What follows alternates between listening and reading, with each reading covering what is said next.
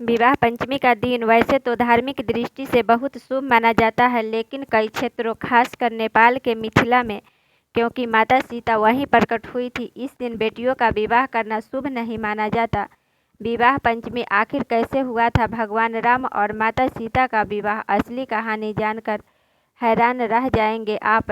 भगवान राम और सीता माता के विवाह के बारे में ये बातें भगवान श्री राम और माता सीता सिर्फ महर्षि वाल्मीकि द्वारा रचित रामायण के नायक नायिका ही नहीं, बल्कि पौराणिक ग्रंथों के अनुसार वे इस समस्त चराचर जगत के कर्ता धर्ता भगवान श्री विष्णु और माता लक्ष्मी का स्वरूप थे, जिन्होंने धर्म की पूर्ण स्थापना और मनुष्य जाति के लिए एक आदर्शवादी और मर्यादित जीवन की नियमावली एवं मिसाल कायम करने के लिए धरती पर मानव रूप में अवतार लिया। गृहस्थ जीवन में जब भी आदर्श पति पत्नी का जिक्र होता है तो आज भी प्रभु श्री राम और माता सीता का ही उदाहरण दिया जाता है।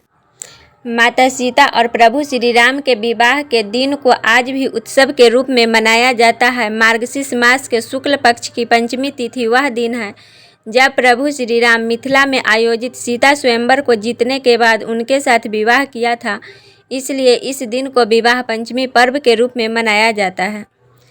कैसे हुआ था प्रभु श्री राम और माता सीता का विवाह? यह तो सभी जानते हैं कि प्रभु श्री राम और माता सीता का विवाह स्वयंवर के बाद हुआ था, जिसमें भगवान श्री राम ने शिव धनुष को न सिर्फ उठाया बल्कि उसे तोड़ा भी था। लेकिन स्वयंवर का यह किस्सा रामचरितमानस में है कि वाल्मीकि रचित रामायण में स्वयंवर का कोई जिक्र नहीं है। सीता कहती है कि वह विवाह के बाद 12 वर्ष तक अयोध्या में सुख चैन से रही।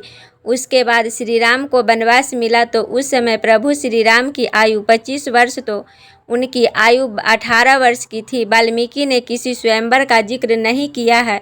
वाल्मीकि रामायण के अनुसार महर्षि विश्वामित्र के साथ भगवान राम और लक्ष्मण प्रभु मिथिला पहुँचे थे। विश्वामित्र ने ही महाराज जनक से प्रभु के राम को शिव धनुष देखने की बात कही थी।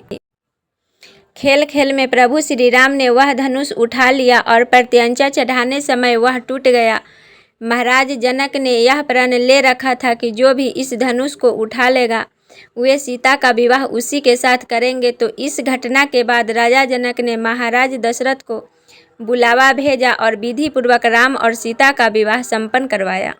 विवाह पंचमी के दिन नहीं होते विवाह। विवाह पंचमी का दिन धार्मिक दृष्टि से वैसे तो बहुत शुभ माना जाता है, लेकिन कई क्षेत्रों खासकर नेपाल के मिथिला में, क्योंकि माता सीता वहीं प्रकट हुई थी, इस दिन बेटियों का विवाह करना शुभ नहीं माना जाता।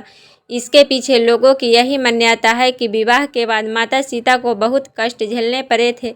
वनवास समाप्ति के बाद भी उन्हें सुख नहीं मिला और गर्भवती अवस्था में जंगल में मरने के लिए छोड़ दिया गया था। महर्षि वाल्मीकि के आश्रम में ही तमाम सुख दुख सहते हुए उनकी उम्र बीती। इसी कारण लोग पंचमी तिथि पर अपनी बेटियों का विवाह नहीं करते हैं। उन्हें ऐसा लगता है कि वे इस दिन अपनी बेटी का विवाह करेंगे तो उसे सीता माता की तरह कष्ट झेलने पड़ेंगे।